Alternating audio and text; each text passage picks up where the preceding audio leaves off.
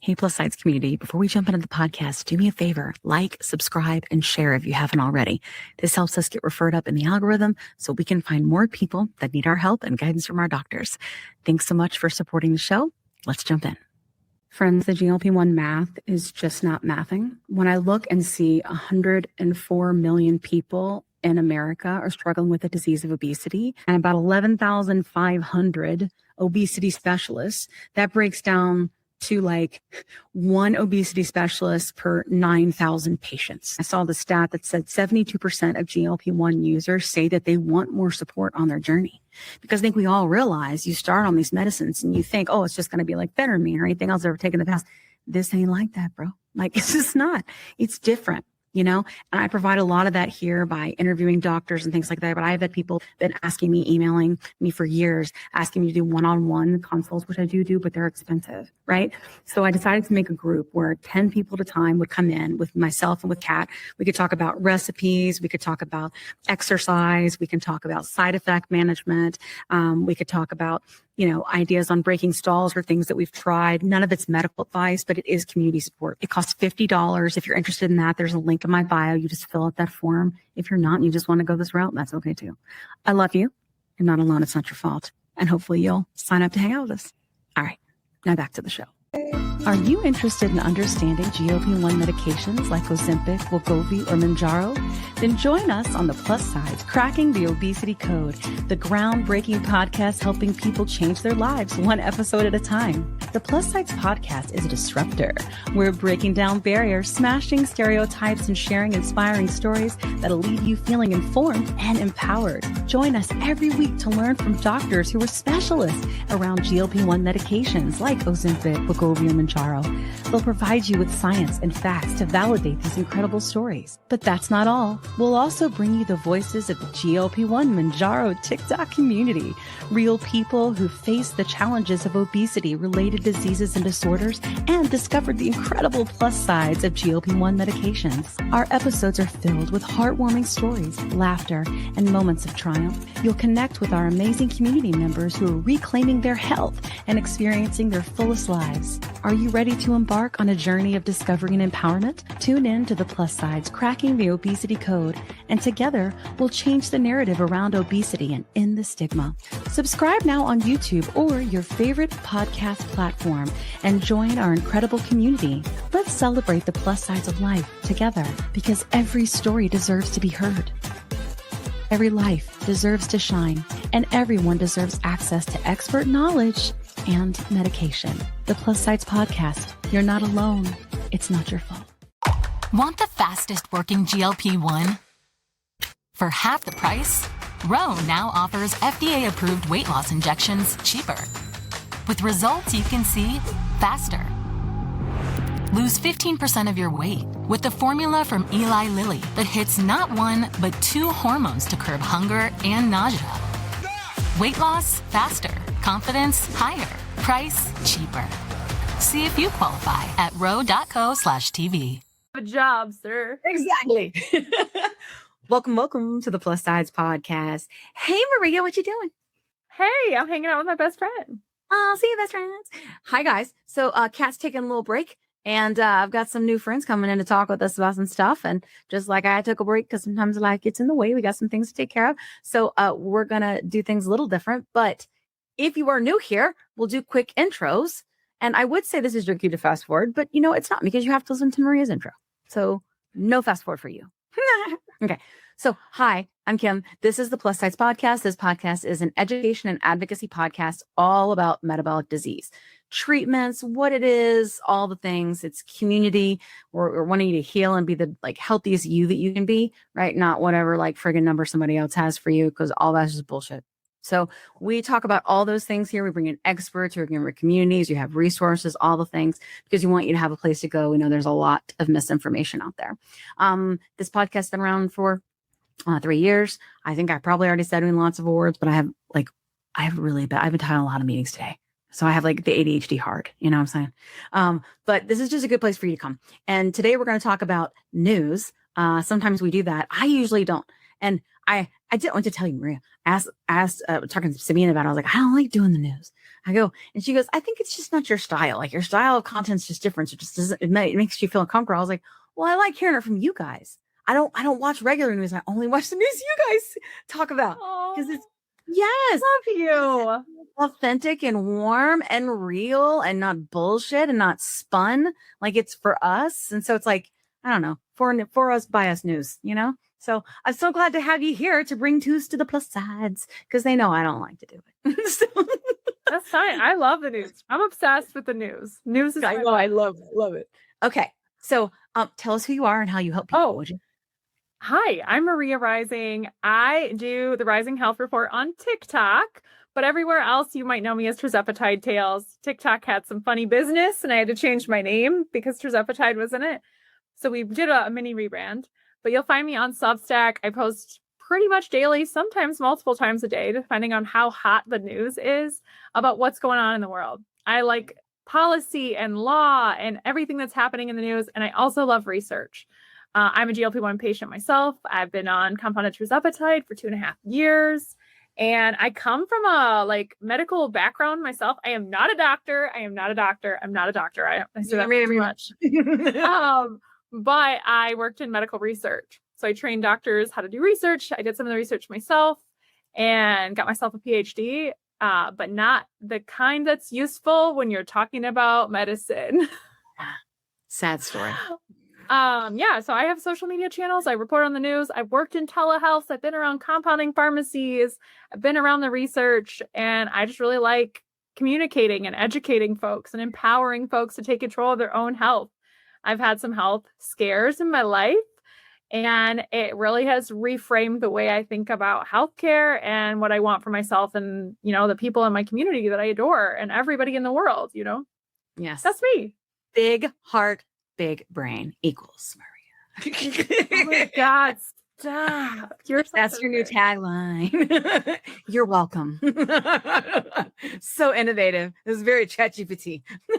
Oh my God. I love it though. Yeah. So we're gonna talk about some GLP-1, so like things that have been going on in the news and some studies and stuff like that, and just have a conversation.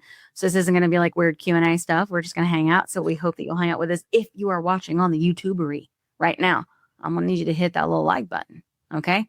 And if you're watching anywhere else where you can comment, do that, would you? And share it and all the things, because that is how we help more people, guys. That's how this algorithm works, right?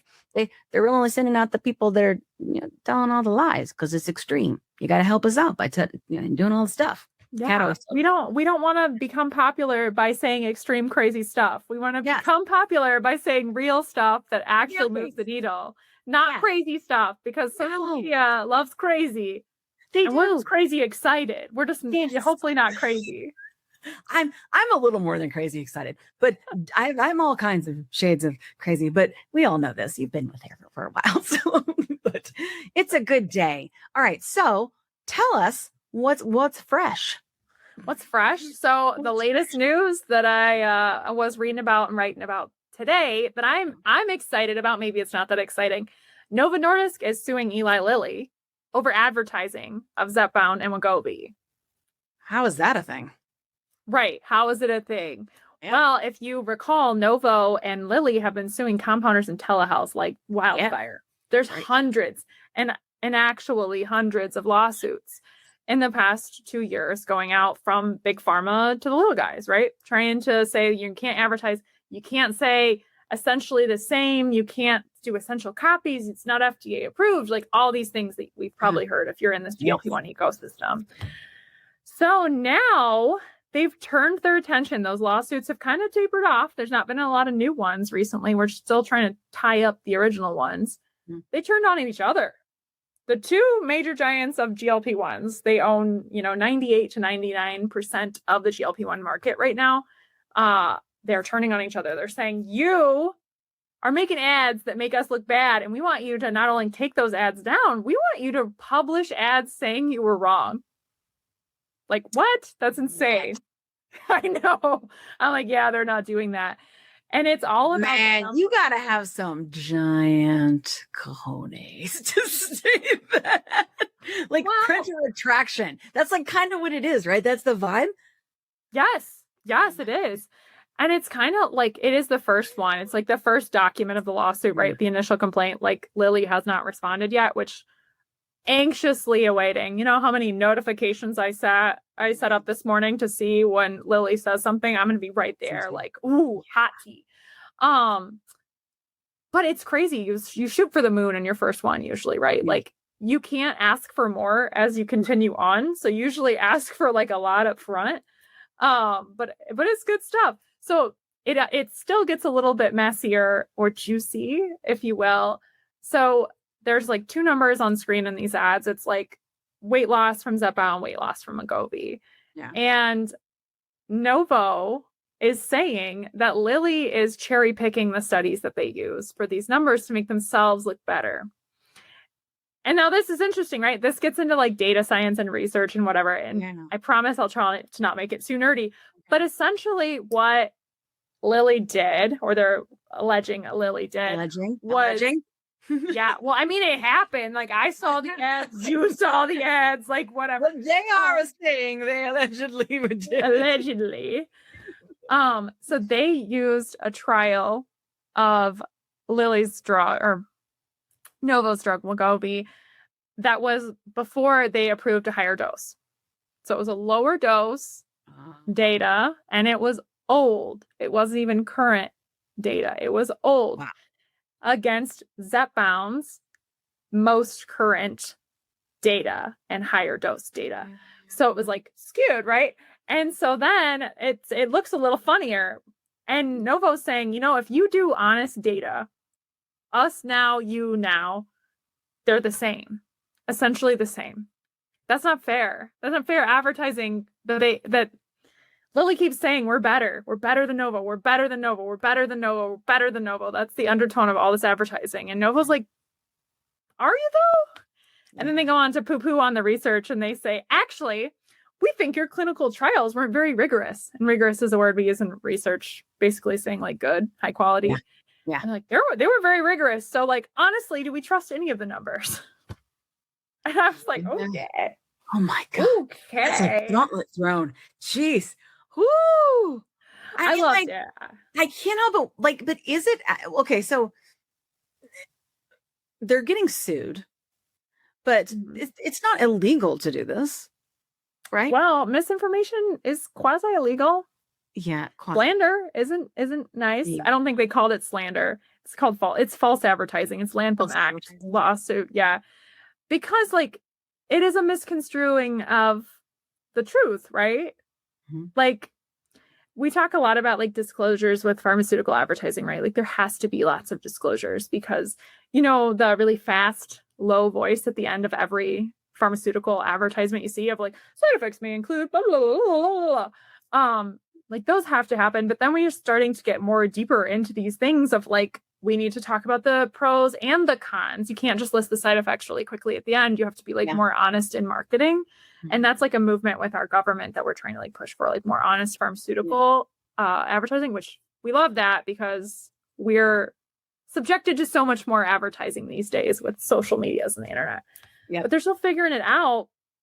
But also like lawsuits are now like ensuing a little bit more, I think, because there's more opportunities for stuff to happen. It's like trying to have like a higher standard, like or something in this area. Yeah, absolutely. I mean, let's get really real with this. Eli Lilly was the seventh. I think it was the seventh. Don't, fact check me on that one. But they were the seventh company in the world to reach a $1 trillion evaluation. That's trillion with a T. Seventh, only the seventh. Yeah, there's not many. Like Nvidia just got on it. Lilly got on it right after Nvidia. I don't even understand what trillion means. What does it even look like? I don't even understand what a million looks like, let alone a million millions. Insane. But like they reached that evaluation, meaning the company itself was worth that amount of money. They're not saying they made $1 trillion. They're saying that the company is worth $1 trillion, which means they've made well over that.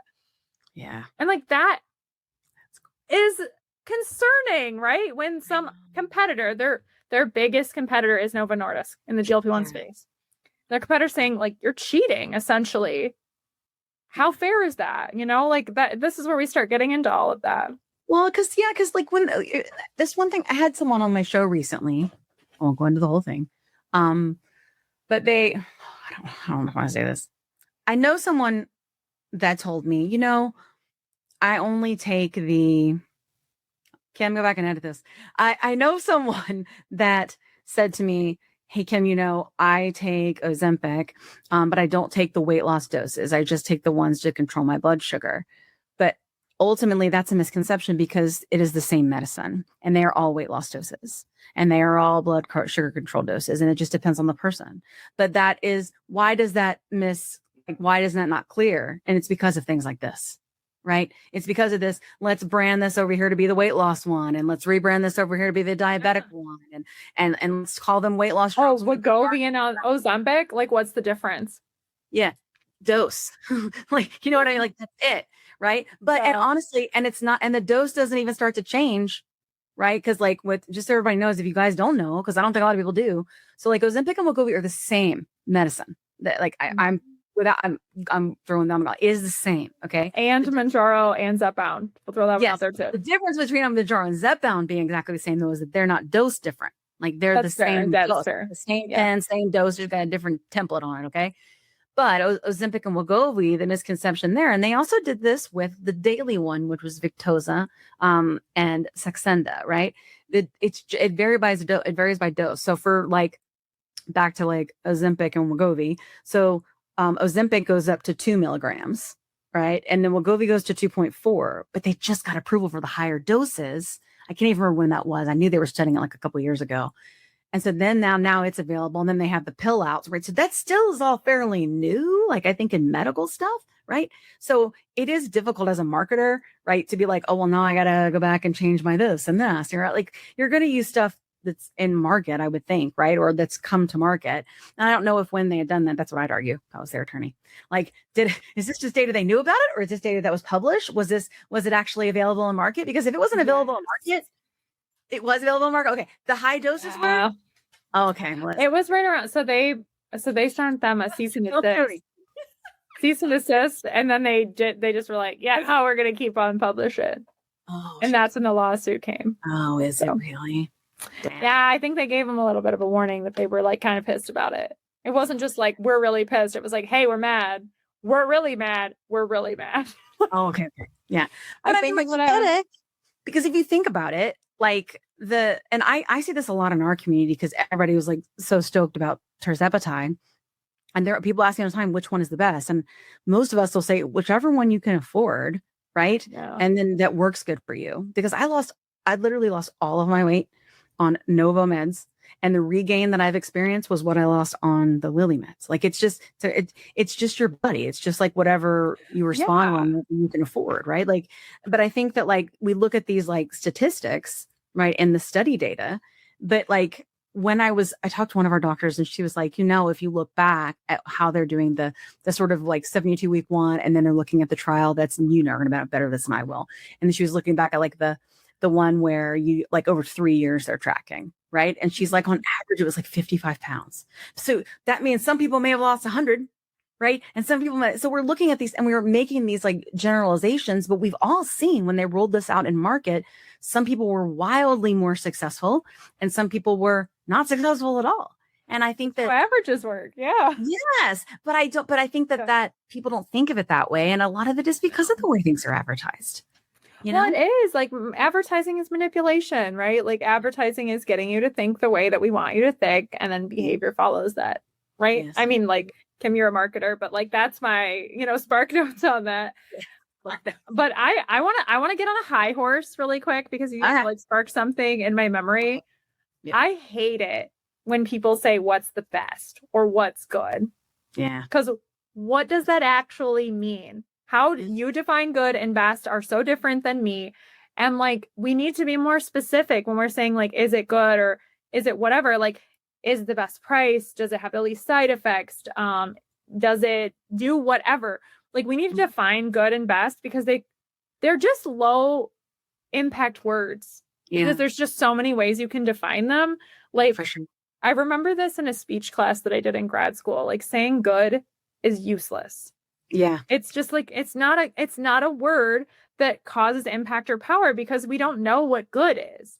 Yep. Good is evaluated off of your own internal standards. So when you're trying to communicate with anyone other than yourself, good doesn't matter. Yes. And it's just like, I hate when you hear good and best as descriptors because it's different. And when I'm like, oh, what's the best GLP-1 for Maria? Yeah. I like tirzepatide with B12. I'm naturally deficient in B12 and I have been deficient my entire life before this all started. So like, I like that. And I like tirzepatide. I have like the best, like least side effects with it. That's what I like. And I just answered you with like why it's good for me. It's because of the side effects and the B12. Yeah. It's not because like I lost the most weight. It's not any of that. But like you might say those aren't the important things for me. So true. Yeah. I think it would be too but I think when people come in, they're like in our lives, for example, they're like, which one, they're about to make the decision. Which one should I get? Which one's the best? Because they make the assumption that because one is less expensive than the other, then that must not be as good. And that goes back to the whole, really all the things you're talking about here in the advertising practices, right? Because forever couldn't anybody help any understand GLP-1, GIP or anything. Everything was Ozempic and everything was all the fat people are taking Ozempic and taking it away from the diabetics. That was the narrative for like 2 fucking years, man. Like it was the worst. Yes. And we're like, they are the same thing. And the reason that they help people with obesity is because it's the same underlying biological dysfunction. But that's not, I wish they would do that in advertising, honestly, with like free. Okay. I know little these people watch my show, guys, free advice.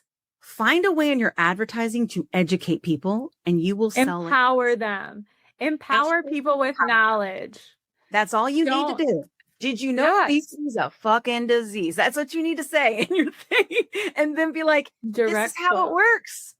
You know what I'm saying? I'm just saying, I built an entire platform of doing nothing but taking all of y'all's baloney and breaking it down into what people can understand. Yes. Just fix that, would you? We'd like that a lot. I think they should fix it. Well, and that is the thing, like that it kind of sucks. Like you've built such a like great platform and like everything. But like we incentivize like this directedness of like not only extremism, but like do steps 1 through 4 and you will get this. Yeah. Almost nothing in reality works that way. But we're so fed that through advertising and social media that we're so trained to it. When somebody says make your own decisions, we're not used to that. Yeah. Let's go back to that. Like that's what my whole thing goes by. I love teaching people research and I love teaching people the news because I want to give it to you in bite-sized snippets. You understand, you get a little of Maria's opinion because like I honestly can't help myself. But you go get it. You get to make your own decisions. Just because you have bias and opinion, it does not make you a bad person. You just have to recognize it and be like, okay, this is my opinion. Now we're check with someone else. That's it. Yeah, that's it. Yeah. If you read my Substack articles, usually the last paragraph or 2 paragraph is like what Maria thinks. Yes, quick plug. I'm gonna put it in there. Substack. If you guys are readers, okay, you got to go over there, click on it, especially my listeners of podcasts, because I know you're readers. Okay, go over there, check it out. Okay, that's quick. All right, back in line. Well, hold on. I'm going to add one more. Did you know on Substack you can listen to articles now too? Because I drive a lot and I like to listen to things. And I do a lot of gardening and I listen to. Can you put them in a queue? Because that would be ideal. I don't know if you can put them in a queue, but if you scroll either to the top or the bottom of the article, there's a little like triangle thing and you can listen. Mm-hmm. And it's super helpful because I'm more of a listener than a reader these days. So like, yeah. All right. I'm pretty sure Substack needs to realize that if they just had a podcast, like everything was in there like a podcast, people would just, do you know what I mean? Okay. Action item for us, Kim, for the future. Solving everybody else's problems and not charging.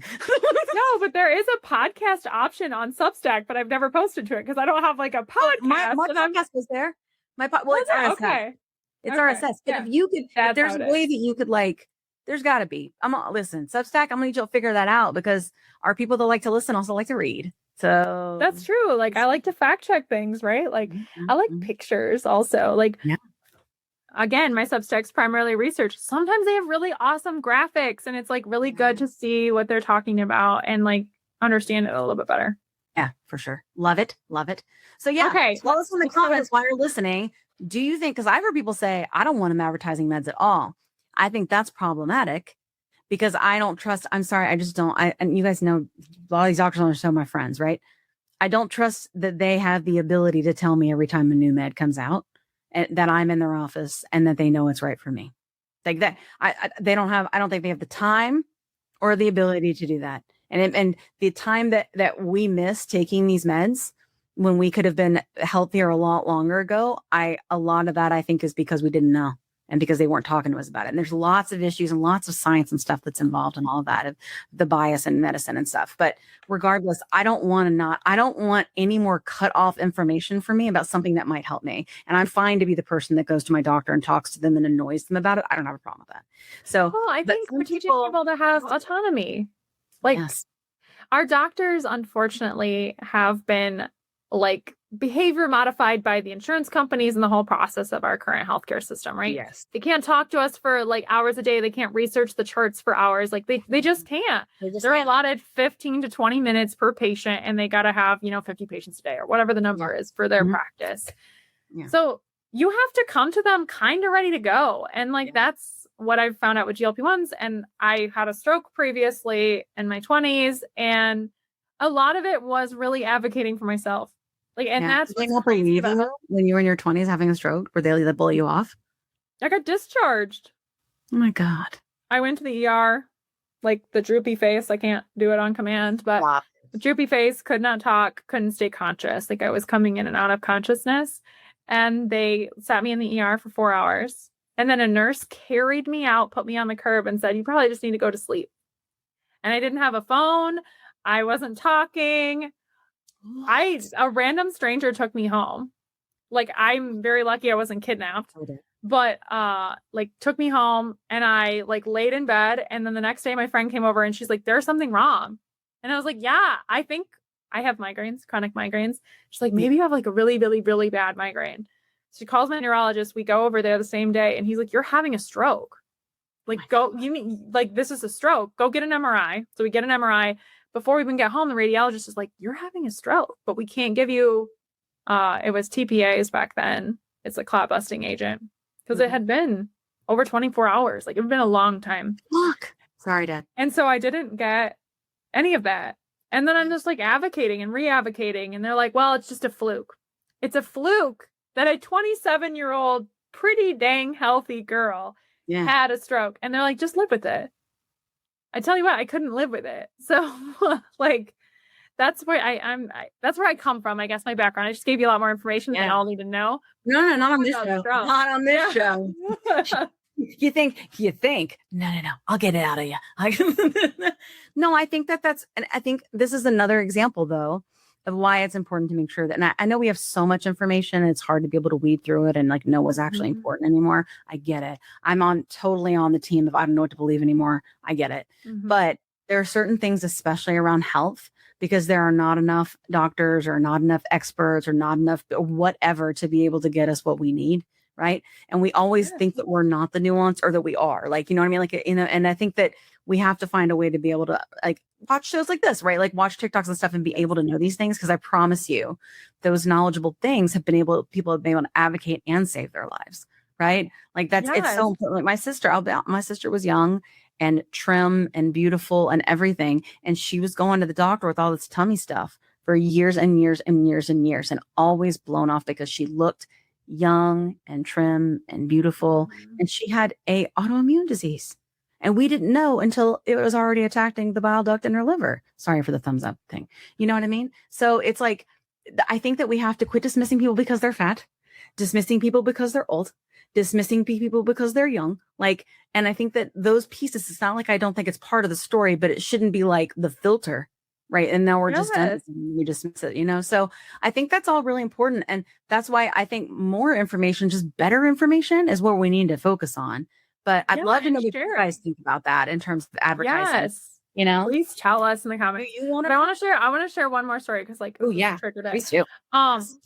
So the whole idea of having autonomy, but also sharing, right? Sharing is good. We learn from talking to each other. We don't have to take every single word that is said to us as the gospel, but we listen and we meditate on it a little bit. Yeah. So my father-in-law, Dave, just had a second stroke about a month ago. Oh, fuck. And it's horrible. Stroke is horrible. If I can get rid of one thing, cardiovascular disease, Yeah. Hate it. But GLP-1s help with that. So we love them. But so Dave had a stroke, and it was second one in 5 years. And I was really scared. Like, he was full facial droop. It was worse than the first one. He couldn't talk. He couldn't walk. He was very incapacitated. Got him to the hospital within an hour. We got given something called TNK. It's just like the TPA that I was supposed to get, but it's like Drano for your brain. And it like specifically targets the clot and like busts it up. 15 minutes later, he's talking and walking again. It was insane. Oh my God. It was a literal miracle. I know they call Ozempic the miracle drug. Oh my God. Nope. TNK is. I saw it. I saw it with my own eyes. But I'm very emotional about this. I made a TikTok post about how I've had a stroke, he had a stroke. Yeah. And talking about the acronym Be Fast. Get people to the ER. Even if you don't know, you have a 4-hour window and it can change a life, save a life. Can you, because you just never know who's going to help, can you do it right now? The Be Fast? Can I do it? Can you tell us? Oh, I'm blanking out of like pure, just like. That's okay. It's just Hold on. I got it. Okay, so Be Fast. Yeah. An acronym of what to look for when you need to go to the hospital. So B is loss of balance. So like you get disoriented, like the ear stuff and head stuff, it all changes that. Yeah. Any changes in your eyes. The E of B is if your eyes change. For me, I had like quadruple vision. Like there were like a bunch of different things for him. For me, he was just dizzy. He didn't have a lot of vision changes. Face droop. So like you ask somebody to smile or say some phrase, usually doesn't sound right. And then we have arm weakness. Usually one side will be weak, or you don't want to like lift your arm up evenly, or you can't hold your arm up. It just kind of naturally falls down. Okay. Speech difficulty, slurred speech, whatever. T stands for it's time. It's time to call 911. Wow. So many people have these symptoms and just think, I'm going to go to sleep and then I'll be better in the morning. And some of those people don't wake up, and some of those people wake up with big detriments that could have been reversed with this TNK, like I was talking. Right. Like being able to go to the ER and get down medicine and stop the issue, right? It is a hard 4 hours. It's a 4 hours from onset of symptoms, not 4 hours from when you notice them. Mm-hmm. And sometimes because you are cognitively impaired with a stroke, you don't realize that these are happening. So Dave didn't know that he was having this stroke. He was mowing the grass when this was happening, and he mowed the grass for like 15 more minutes before he came in the house. He didn't know he was having a stroke until he looked in the mirror and smiled and noticed that it looked weird. Yeah. He didn't know before then, and he couldn't do like a bunch of stuff too, but he wasn't like cognitively there to like know this. So I think that's also important to know about this. Like, it's like when you first start getting drunk, right? You don't know you're getting drunk because it's like part of the action of alcohol in your system is like not being aware. It's the same thing. Wow. So back to my story. I make this TikTok video, and it's very like, I just feel bad. I want everybody to know. My friend Natty, who owns a company called Shape'a, he's wonderful. If you know what Shape'a is, I highly support them. Calls me up and says, Maria, I had a recent scare, and we found out it was something called lipoprotein A that caused it. You should have your father-in-law test it, because we went through a slew of testing. We stayed in the hospital for over a week. I think we did every test that the hospital had to offer, essentially, and found nothing. And they were just like, go home. And we were like, no, this is the second one. Like, no. Like, no. We love him. We love him. We don't want him to like have, So Natty calls me, tells me that. I call him. He calls the doctor. They go in the next day. It's a blood draw, but not a standard blood draw. It's similar to LDL and cholesterol. It's a form of cholesterol that is like more genetically inherited and doesn't really change with statins. But it's a silent killer. 1 in 5 people have high lipoprotein A. It causes strokes. His was 5 times what the max level was. So as soon as we got that result back, the doctor's like, yeah, that was it. And we said, well, why didn't we test for that? And they're like, it's not standard here. But, and then they're like, well, we don't even have anything to give you or to do about it. But next year there'll be an FDA approved drug that will like be ready for this. But like right now we can't do anything. So Maria, keyboard warrior that she is, got on the whole internet and found out that it happens in Europe as a standard practice. There's drugs in Europe. It happens in Canada. We just aren't testing for it and doing anything for it because like there's not a drug yet. But the moral of this story goes back to like just being interconnected, right? Like if I hadn't made that video, Natty would have never seen it. We would have never tested him for that. And we would have never found out because it's not a standard practice of care. That's crazy. You know what I was thinking when you were saying that too, is that like how long we have all had insulin resistance, usually before we get in that pre-diabetic and diabetic area, but they're not checking for that, right? Mm-hmm. And I think that that's also the same kind of, the treatment is like the same, like, but they're not treating it until it's crossed over. So it's like, those the standard like blood tests. And I think a lot of people do want to be empowered. Like, what do I need to check for? You know what I mean? Like, that's important, I think, because I think that doctors, I suspect this is true. Don't sue me. It may not be true, but I suspect that doctors like try to only order the blood work that's going to get paid for by the insurance and not cause flags. I don't know if that's true, my doctor friends. You guys let me know. But I don't know. But I think that like there has to be a reason why we don't just like do it all. You know, there has to be. And I do think it's insurance as well. There's actually an article coming out of my Substack in a couple of weeks about insurance trying to like actually make it really difficult to get GLP-1s approved, like branded GLP-1s approved. They put a few extra jumps in the way because at every jump people fall off and then they don't have to pay. Yes. So which is silly. And I think so too. I think they're going to do more. We're going to see more with step therapy. People are going to start on Wegovy pill, you know, and I think they'll do more with that. And then honestly, depending on like, I think that we're going to see that. And I agree. I think they try to rush you up in dose because they're like, that's what the study data does, because they know you'll get sick and you'll probably quit. Sorry. This is all my opinion. Don't sue me. I probably can't. Yeah. I'm just saying in general, this is probably what I think is happening. I'm not saying you're doing it specifically. Okay, bye. But I mean, it just seemed like that. Like it's constant hurdles, you know, and it's just so ridiculous. Absolutely ridiculous. It is all like minutia when you just talk about it and you're like, oh, healthcare is falling apart. Mm-hmm. It hurts your soul when it's a face and a human that you know and you love. Like it hurts and it's not fair because like all of this is always presented as numbers. Mm-hmm. But like every single number is like a human being, a person with a family, a person with a job, a person with a community, a person with thoughts, feelings, and emotions. Like a lot of healthcare I feel is humanized. Yeah, like, I almost think like, that has to be like, my sister made a video about that recently. She's like, you have to almost be a little bit like a science experiment for them to be able to survive up here. It almost has to be that way, is what she was saying. And so she understood it because she has been the one experimented on because she had all this rare stuff. You know what I mean? And I think that's true. And I think because we look at these averages and for the most part, you know, there's all these nuances because we're all incredibly unique, you know? And complicated. Very complicated. Very complicated.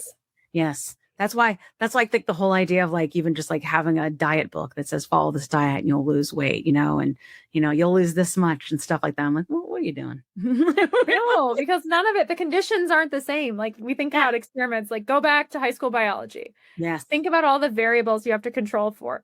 We're not controlling for like even half the variables that are out there because like stress is a variable, sleep is a variable, temperature is a variable.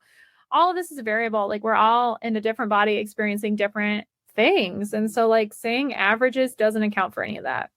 Yeah, I agree. It's so difficult. Like whenever I make like videos, I'm always like on average, this, and I'll go, but I have seen this.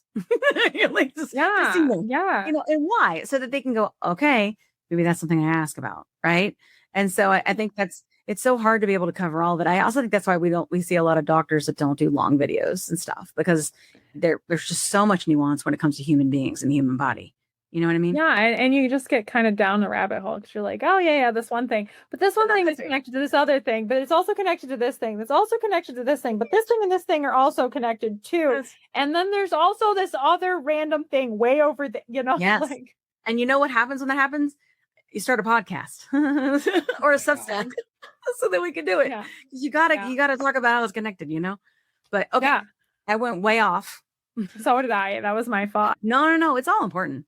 It's all important. Yeah. Okay, let's talk about some unique and interesting and exciting research that I just read. Okay. It's about Mars and GLP-1s. Friends, the GLP-1 math is just not mathing. When I look and see 104 million people in America are struggling with the disease of obesity and about 11,500 obesity specialists, that breaks down to like one obesity specialist per 9,000 patients. I saw the stat that said 72% of GLP-1 users say that they want more support on their journey. Because I think we all realize you start on these medicines and you think, oh, it's just going to be like Phentermine or anything else I've ever taken in the past. This ain't like that, bro. Like, it's just not. It's different. And I provide a lot of that here by interviewing doctors and things like that. But I've had people been asking me, emailing me for years, asking me to do one-on-one consults, which I do, but they're expensive, right? So I decided to make a group where 10 people at a time would come in with myself and with Kat. We could talk about recipes. We could talk about exercise. We can talk about side effect management. We could talk about, ideas on breaking stalls or things that we've tried. None of it's medical advice, but it is community support. It costs $50. If you're interested in that, there's a link in my bio. You just fill out that form. If you're not and you just want to go this route, that's okay too. I love you. You're not alone. It's not your fault. And hopefully you'll sign up to hang out with us. All right. Now back to the show. Okay. Any guesses? What this could be about? I don't know. The only thing I know about Mars anything is that I remember I've been watching Big Bang with my husband, Big Bang Theory. Oh yeah. And Sheldon wanted to go there, and then he convinced Amy to go too, so that their children would be Martians.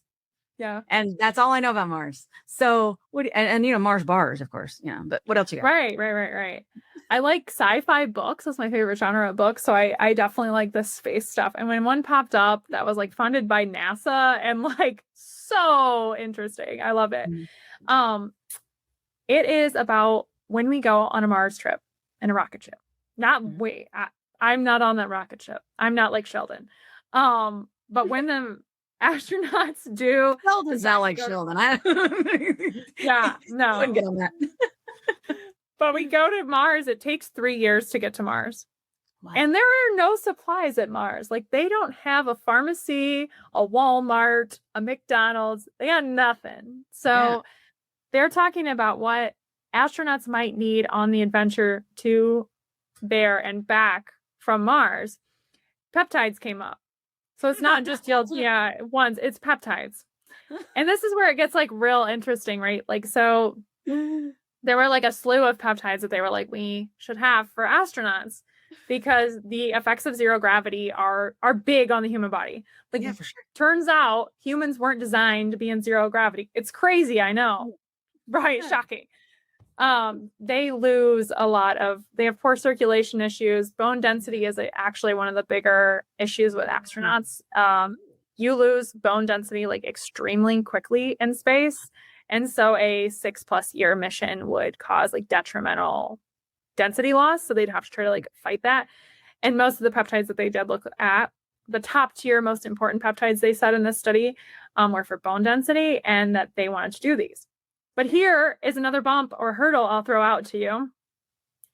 When we're in Earth, we have the ozone layer and air and all the sorts of different stuff to eat up any other like ionizing radiation, like little particles that cause radiation. They tear up your cells. They're not good for your DNA. When you're in space, you don't have that. You have a rocket ship, but that stuff can cross through metal. So a lot of stuff gets ionized when it's in space. So astronauts are exposed to a lot of radiation. If you take drugs, aka peptides, to space, they will be ionized. So they need to make the peptides as they need them. Compound? In space. No. This is where it gets wilder. Let me just like keep taking you on the crazier. Where are we going? Thought about it this far, it just cracks me up. Keep going. So they're using bacillus bacteria, like similar bacteria to what's in your probiotic. And those little bacteria are little peptide plants, basically. Like, they'll have specific bacteria for specific peptides that they can use those bacteria to create them, culture them, use them. Crazy. And GLP-1, so semaglutide was on the list. It was like a mid-tier one because they were ranking these peptides and like how important they would be.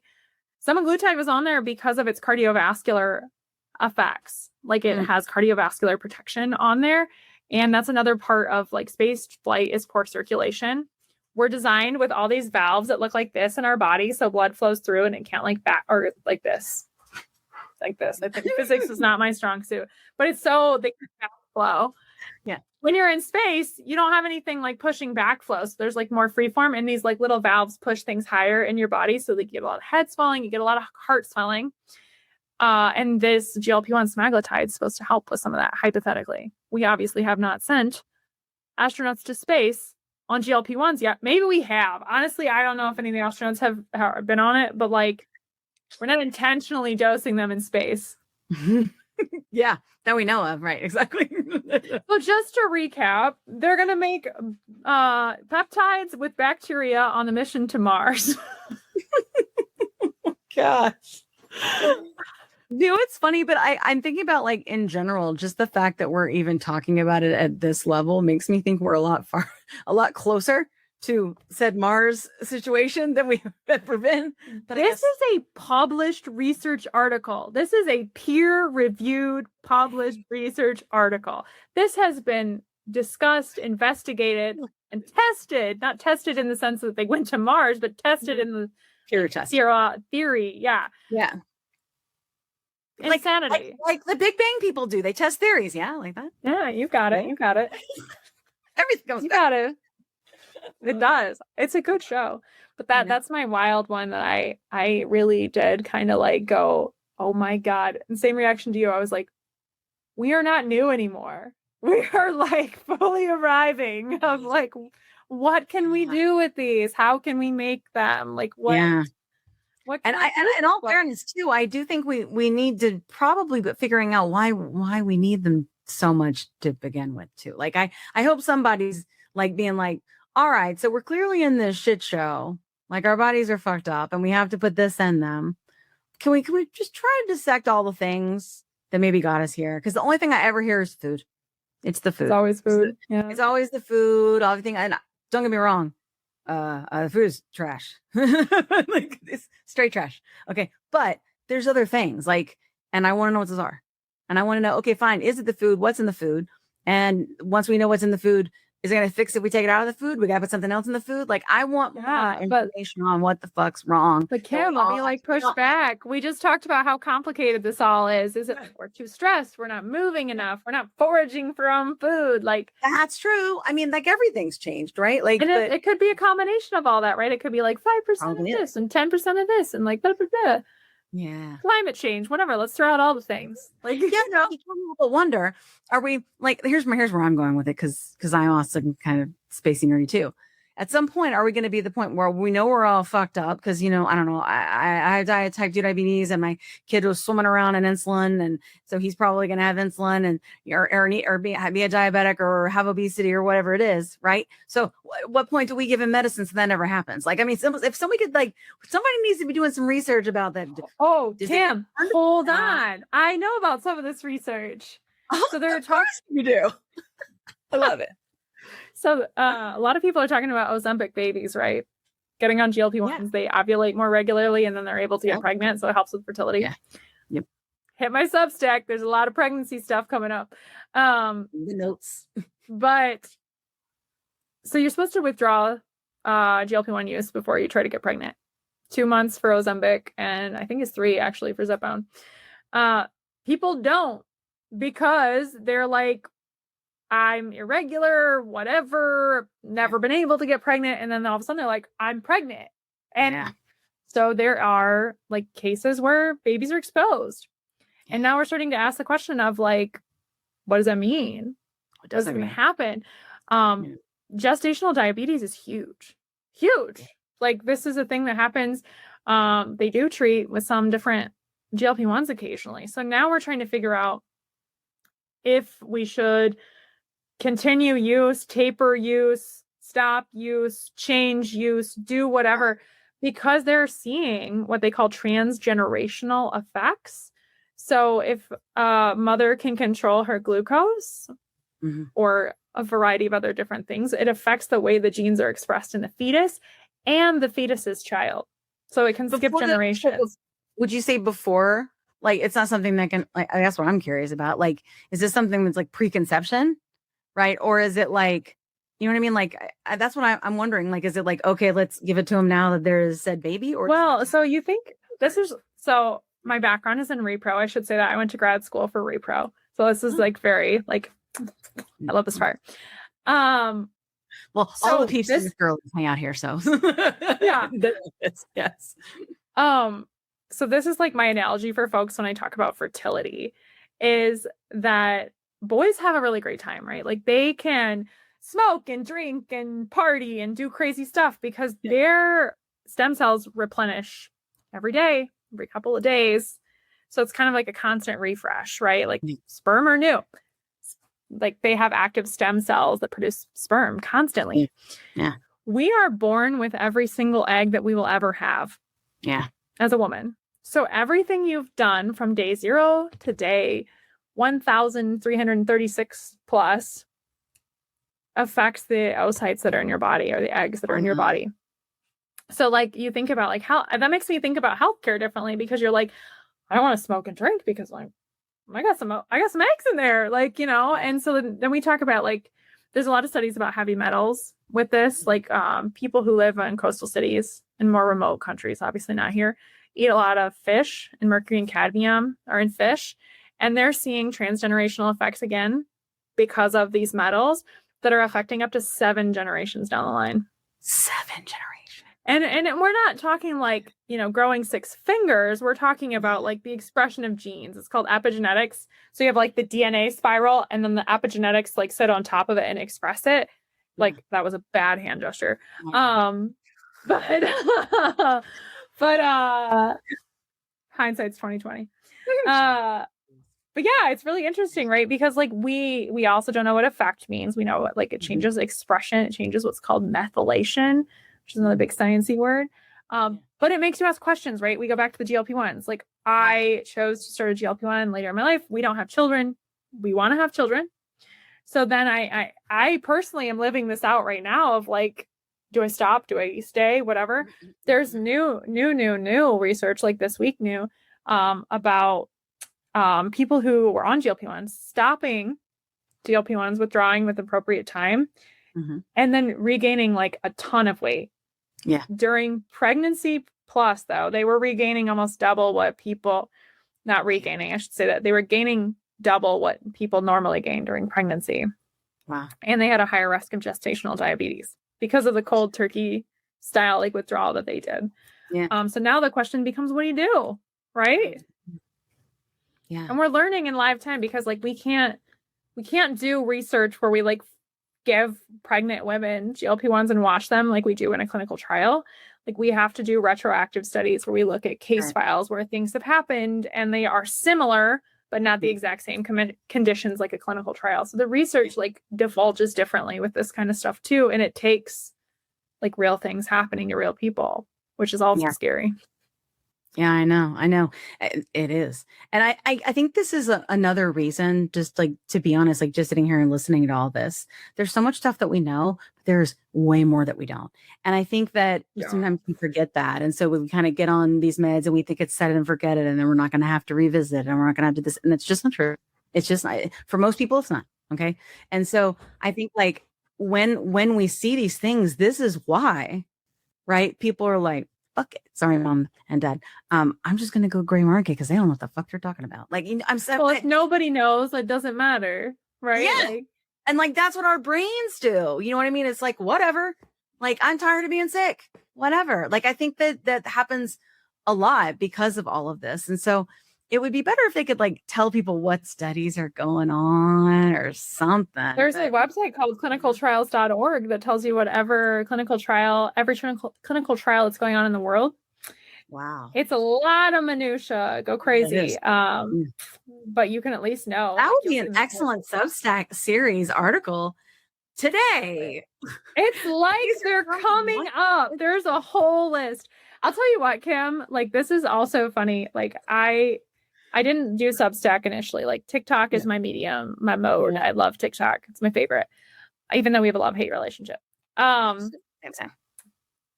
post a lot of research on TikTok, and I started doing this whole research angle because it like PhD Maria and, you know, extrovert Maria got married and just like love it. Like 2 years ago, honestly, I started doing this. I read research every single day. And I was doing a lot more medical research at the time, so I was really diving in that deeply. I was so excited when there was like one paper a week that would mention GLP-1s that weren't liraglutide. Liraglutide's been in like longer. I wanted to know about semaglutide and tirzepatide. I really want to know about tirzepatide. Yeah. And I would get so excited. It'd be like one a week, and I'd get so excited, and I would print it, and I would highlight it, and I would have it. I have a whiteboard, and it would be all over my whiteboard, and I'd be like tearing it up. This is so cool. And I'd have like days to analyze these, right? And then it sped up, and it was like 2 or 3 a week, and I was like, this is cool. This is cool. I love that. Yeah. There's like 50 to 100 a day currently of new research about tirzepatide, semaglutide, retatrutide, or I can't say the O one, or orforglipron. Orforglipron. That one's real hard for me. That's out now, isn't it? No, that's not out. Yeah, yet. It's coming that's soon. That's been saying Yeho. No. Orforglipron. Fendejo is. That one. Can we get simpler names? No, I always wonder, like, who decided this weird, like, freaking taxonomy for these freaking. Oh my gosh! Somebody told me the story behind this, and I know the answer. I'm gonna write a Substack article about it. I'm gonna do the research and write about it. List. Put it on the list. No, the list is insane. Like, really, but the whole point being, like, this GLP-1 curve is like exponential, right? Like, I love it. I really do. And so, like, now I'm sorting through research, and like what you get on my Substack or what I talk about is like maybe 1% of what's happening. Yeah. Because there's just so much, right? And like, so I hope that gives you all peace, like listeners who are also like GLP-1 patients, and like it gives me peace that the people are investigating it from the qualitative people's survey, people experiences, to the like cellular, what is happening, what's the mechanism of action, and how does that mechanism affect every single cell and part of your body. Yeah. So like people are looking at this, and that's cool. It is cool. I love that. It is cool. That's crazy. I love that. I mean, I think it's like, if anything, it's nice not to have to like always defend it all the time, you know, but I do think that like I'm happy to see people discussing it more openly now. About their uses of it, you know, the reasons why and stuff like that. I know you weren't at OAC this time, but I have to tell you, like, it was really cool. When their CEO, it was like the first thing. It was like the first day. Not everybody was there yet, and he went up and he was talking. And he is a attractive man and a regular size, you know, smaller body. And he said, "This matters to me deeply, and you may not think that." And I don't think any of us were thinking that. He goes, "But my disease is just in a well-controlled state." He's like, "I'm on my 7th medication." Like, you know what I mean? So like, I think that like, it's something that we think we can look at people and we understand their health because we see their weight, but like, there's just so much more going on. And so I think the more we talk about it, especially considering we are testing this in different ways, sure, we know it helps obesity, right? Sure, we know it helps type 2 diabetes. What's the next thing it helps with? Right. Right. And that's the thing. Yeah. I think it's also, weight is really hard to talk about. It's stigmatized, right? Oh, yeah. And we talk about like, you know, invisible disabilities, right? Like a lot, like that's a thing. Like you don't know what somebody's got going on mentally, physically, whatever. Like some things are invisible. And that's like really hard to like be like less judgmental about that, to think about like, I got some judgment when I got on GLP-1s. I didn't start for obesity. I wasn't thin by any means, but like my motivation was not obesity. It was not losing weight. It was PCOS, something you can't see, or PMOS. It was just rebranded. Yeah. But yeah, like you just don't know what folks are going through. Yeah. So like, be nice. I know. And like, I think what a lot of people like, especially like with the PCOS thing, and don't understand is like, that's usually insulin resistance, right? Which leads to all these things. Like we just had this really good episode about it. You should watch it if you haven't seen it. Where we talked about that and the youth, and then how quickly they become type 2 diabetics and start having like organ failure, like in their 20s. It's crazy fast. Because of how like, and that people don't also always think about like the insulin resistance piece of PCOS, and it's really important. So, but another example, like we have to talk about it and not look at somebody's body and decide if they're worthy of care, because frankly, that's not up to you. Now, I want to be really clear. I did used to do that, but then I realized I was being a turd and I stopped. So stop. Well, that's when we always get better. And I don't know if this happens to you, Kim, but this happens to me like constantly, especially with family, extended family. They'll be like, "Hey, Maria, like I saw one of your TikToks." And I have 2 TikToks. Like if you want to see a TikTok about flowers and horses, the Rising Project is a place for you. But it's great. It's very stupid. This is where like my mental health lives. But they come up and they say, I saw your TikTok, and I always think it's about flowers or horses because that's what people want to talk about, right? A lot of times lately in the past few years, it's been about tirzepatide though. They're like, we saw you're on a GLP-1. And they're like whispering. Also, I don't know if you can tell I'm whispering. And they'll like pull me aside and like, I'm just like really struggling. And I didn't know if like you thought it would be okay or whatever. And number one, not a doctor. But number two, like it's helped me a lot. I can tell you what it's done for me and why I've done this. And like, it is now a running joke that like my husband's family is like all on GLP-1s. They all have issues with like insulin resistance, prediabetes, cardiac risk, some obesity as well. And they're all on it now. And they're all like so happy. And they're like, why did we wait? And I was like, why were you so ashamed now too? It is a dinner table discussion. Nice. When we get together, like we're just like all talking about it. And it's like, what did you see? Rhea, what have you posted about this week? And I heard that my friend whatever was on it. And now we're like supporting each other. And it's like the cutest thing. But like it's been like a disease. It was like fat farmer whispering to like the dinner table. Yeah, I think that's really, and I think there are more people on than we realize, and for some reasons that are good and some reasons that are not, which is another show for another day. But I think like I think like letting everybody understand that like a bare minimum, researching the research, right? AI is your friend sometimes. Just make sure that it's not just kissing your ass, but it can be your friend in this situation. Ask for the sources, right? Yeah, like go and look at it, like and see, and then at bare minimum you research, and then the other thing is you just talk to your doctor about it. You know what I mean? Like there's nothing wrong with investigating, learning, and see if it's something that can help you. There's something that should be true with any medicine, don't you think? Just know all the things, risk versus reward. You want to do something for your health or your body, like you're your own advocate. You're the only person driving this body. As much as a doctor is helping and navigating, they're not driving. They don't know. Like it's up to you to take responsibility for like what's going on in there. And like, I don't read the packets at the pharmacy fully front to back. I don't know anybody who does, but I think it's good to like know. And I'm not gonna lie, I think AI is pretty great when you're like, hey, AI, this thing I think I want to take. Mm-hmm. Does it have any interactions? Is there something I should know about it? Like, give me the 5 bullet points about what I should know about this. And like, for sure, that is a quick step to knowing more than just like kind of blindly doing whatever. Yeah. Which I do think in medicine in general, we've done for a really long time. We've just blindly done whatever. Like the doctor said this, that must be right. If this must be right. If they said it was fine, it's probably fine. If they didn't talk about it at all, we must be okay. And I think that we're just beyond that now. Like we have to like take control, of what. Well, and I have boomer parents and I love my boomer parents, but like they are very much in the generation of like, you don't ask questions. You don't ask questions.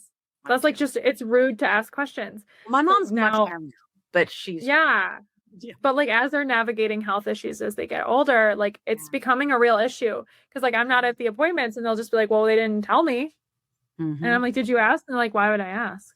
Yeah. And you're just like, you just assume everybody. I think that you just sort of assume everybody's got it, Yeah. And you want to ask it, but I'm not that. I don't live that way anymore. Everything I have questions about everything. And then we end up talking for an hour because all I did was ask questions. If I don't have questions, I probably am very uncomfortable or I don't like you. Sure. Or I'm out of spoons. If I'm out of spoons, I just tend to just kind of grunt. That's it. Oh. Like, and if logging that. Like I'm gone. Yeah. Like I'm gone. I'll talk to you about that. Like I no longer can respond. I'm just like nodding, Yeah, I get it. All right. What else do we miss? Got any more news or studies you want to highlight on this episode? I don't know. Nothing crazy. I can go on a very long tangent or we can save it for another episode. We got time for a tangent. 15 minutes tangent? Okay. Yeah. So I got to go to a compounding pharmacy where the GLPs are being made, the compounded versions of GLPs. And it was crazy. Yeah. And what was crazy about it was because what I've been hearing is people be like going over to Lowe's and picking people in trucks and bringing. I think it was Home Depot. Home Depot. Sorry, Lowe's, don't see me, just my opinion. And like they're going and picking up people and people just putting stuff together. That's what I heard. Is that right? I didn't make it early enough in the morning to hit Home Depot. Sure. But what I did get to walk into was a bunch of like really cool people. Like they were like a lot of pharmacists, a lot of things moving, a lot more checks and balances than I realized. Like I know the regulations and like what the FDA says you have to do. And then like, because I do a lot of policy work, I know that. But to see how it's being like implemented and then like added on to like additional things, like I was like very like happy about this. And mind you, like I have been in the space 2.5 years making content. I have worked for telehealth directly, and I've still never been to a compounding pharmacy. Mm-hmm. I got this one. They called me up. They invited me out. And I was like, heck yeah, I've never seen it. They thought I was nuts as I'm like watching the like vial being like stirred in the sterile room in the like sterile container. I'm like, that's tirzepatide. Like, I think I'm more excited about seeing that than I would be about like seeing any celebrity. I'm pretty sure. Can I get its autograph?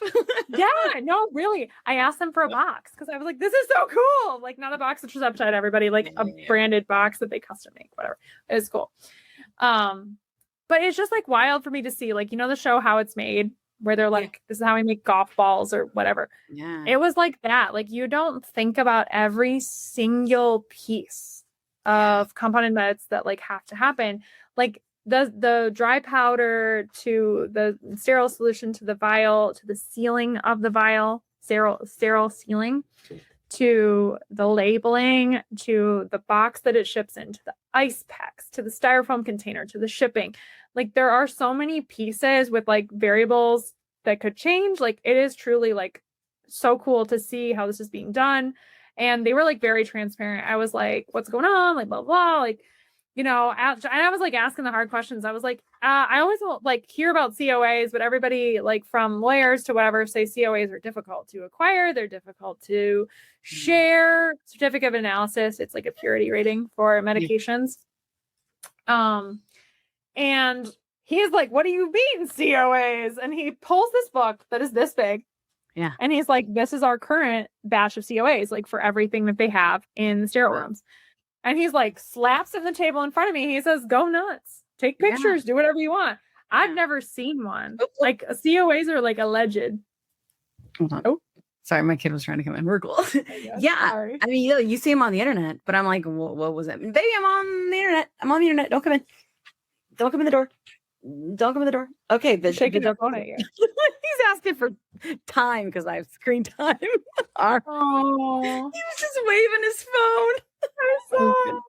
I'm on the internet. All right, hold on. Keep going. So, that's cool. So yeah.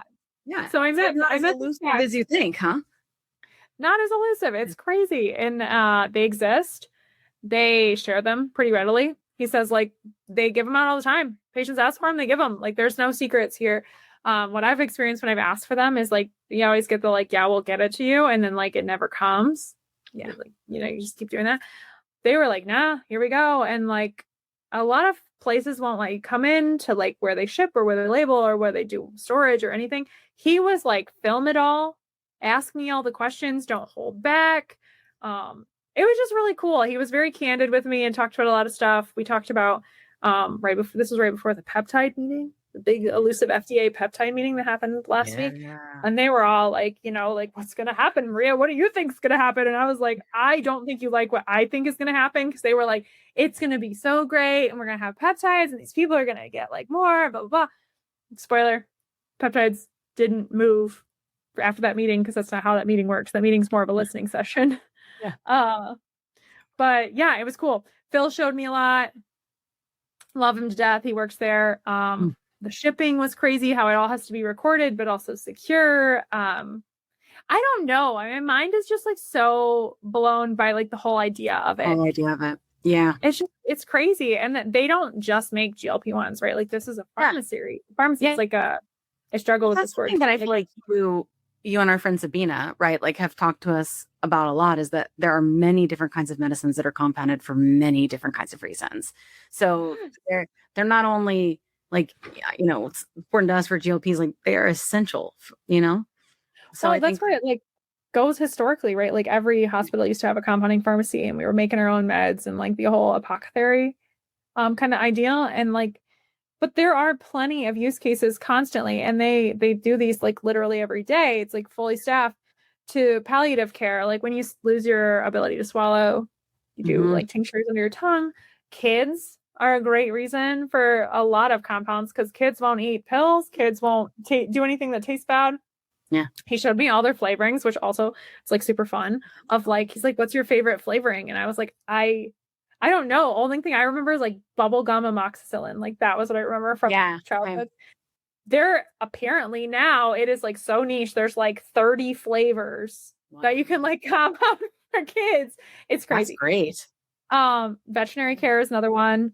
So like we have a lot of meds, and I know this from like being a horse girl. Like we have a lot of meds that like we use in people, but there's not like funding for veterinary like medication development. So we use people stuff. Horses are 1,000 pounds. So a lot of times you need a bigger dose. So they do that. There's just like lots. Dermatology has been compounding for like years. Forever. Dermatologist, minoxidil for hair loss, like skin creams for different like hormonal stuff. Like HRT. Like, yeah, I was about to say HRT, perimenopause stuff. Yeah. It's been happening for years. Like compounding pharmacies existed, and that's the other cool thing. I really enjoy every compounding pharmacy that I've talked to. I've only been to one. They're like family owned for generations. Yeah. And so like it is, that was like, the only pharmacy forever. It was. Yeah. And then like CVS Caremark. It's a great video. Yeah, I'll put it in the thing. Put it in the notes so we can watch. Yeah, the video is really cool. I have like lots of video content. I'm still in shock about it. I'm trying to think of what my most shocking thing was. I don't even know. It was just seeing it, honestly, just seeing it all. Like, because we walked through it all, we talked through it all. They start the tour off. They have this like big, giant, like it's bigger than a door size case of like meds that have historically been compounded in this facility. Yeah.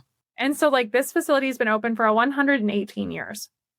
They moved the building on a horse and buggy to its current location. Like that's gosh. Yeah. It's insane. That's nuts. Yes, it's crazy. And then they have this case of like historic things that used to be made there. And it's just like mind blowing. And he's like telling me stories of a few of them. Cause like, again, I'm a yapper and I'm like, what is this? What is that? Like there's like lead iodine is in there because we used to like treat people with lead. And then he like jokingly is just like, and then we found out that was pretty bad. So we stopped doing that. And it's just like, but that's like how it worked. Yeah. That's still how it was like many years ago, people. Yeah. Well, not the lead stuff, but it's still we're like, oh shit, we shouldn't do that anymore. They're gonna take stuff out. Yes. Well, and then like I'm a flower farmer as a hobby and I love it. And I've been trying to like extract my own like lavender and calendula oil. But then like Phil, the pharmacist, this compounding pharmacy, there's like tons of bottles of gin and vodka in here. And he was like, yeah, we infused stuff into gin and vodka and gave it to folks. And I was like, you mean what I'm doing at my backyard right now? And he's like, that was like kind of what we were doing. You're like a compound pharmacist. That's basically, that's what I took out of it too. And it's just like interesting to think about, like they would put different stuff that they found in the environment, like and whatever in these like elixirs that like stripped the oils away and made them more like accessible. And like that was literally how like we were treating people. And like I don't know, it just like blows my mind. Like I just always think of logistics and how things work and how things are related, and it's crazy. Yeah. Well, I think this has been some very good tea. What's crazy is we'll post this and then like something crazy will happen. And we miss the opportunity because it happened like at the end of the day, but it's cool. When we do, we'll have Maria come back. And sometimes when Sabina can come back, she comes back too and keep us all informed about all the cool fun. So I hope that you loved this episode and had a good time talking with us about things that are in the news, things that are in researched, and how we'd like things to possibly be going forward. Because I do think that we are at a point in history where we can start as patients having more power and saying what we will and will not accept. But we just got to all do it together and point at the same thing. That's what I think. Now, that was my end of the day out of spoons explanation. And if you like all this, do all the things with the buttons. And then I'm going to put in the notes, we'll put your Substack in the notes and your socials in the notes so they can go follow and look at the compound video. And it'll be neat so you can see how everything works. Crazy. And other than that, You got any sign-offs for us? I don't know how to officially sign off. I'm excited. Like, follow the Substack, follow the TikToks, and honestly, comment what you want to hear. Yeah. I love feedback. Like, that's the part of the social media that we don't get so much. Just be nice, feedback. Though. Just be nice. Yeah, nice. Constructive feedback. Like, not constructive criticism. Just be like, it would be great. You can do this. Yeah. Like, hey, Maria, I'd really like to know about the research for yes. I don't know what GLP-1 does to my skin. Whatever. I don't know what it might be. Yes. There's research. Why do we have Ozempic face? I don't know. Whatever you can think. Oh my God. Yes. But tell me. And I love to write articles that I know are going to land with somebody, because I don't do all of this because I'm just like really into like writing long articles or whatever. Which I kind of am, honestly. Sure. But it's not the primary goal. The primary goal is to connect with other people and give them useful information. So if I know what the useful information is for you, I'd love to provide that. Yes, I love that. We'll put it in here and I'll make sure she gets it and writes us some stuff. That'll be great, huh? All right. Oh, yeah. Well, we love you guys. We will see you next week. Hasta la pasta. Toodles. Are you interested in understanding GLP-1 medications like Ozempic, Wegovy, or Mounjaro? Then join us on The Plus Sides, Cracking the Obesity Code, the groundbreaking podcast helping people change their lives one episode at a time. The Plus Sides podcast is a disruptor. We're breaking down barriers, smashing stereotypes, and sharing inspiring stories that'll leave you feeling informed and empowered. Join us every week to learn from doctors who are specialists around GLP-1 medications like Ozempic, Wegovy, or Mounjaro. They'll provide you with science and facts to validate these incredible stories. But that's not all. We'll also bring you the voices of the GLP-1 Mounjaro TikTok community, real people who face the challenges of obesity-related diseases and disorders and discovered the incredible plus sides of GLP-1 medications. Our episodes are filled with heartwarming stories, laughter, and moments of triumph. You'll connect with our amazing community members who are reclaiming their health and experiencing their fullest lives. Are you ready to embark on a journey of discovery and empowerment? Tune in to The Plus Sides, Cracking the Obesity Code, and together we'll change the narrative around obesity and end the stigma. Subscribe now on YouTube or your favorite podcast platform and join our incredible community.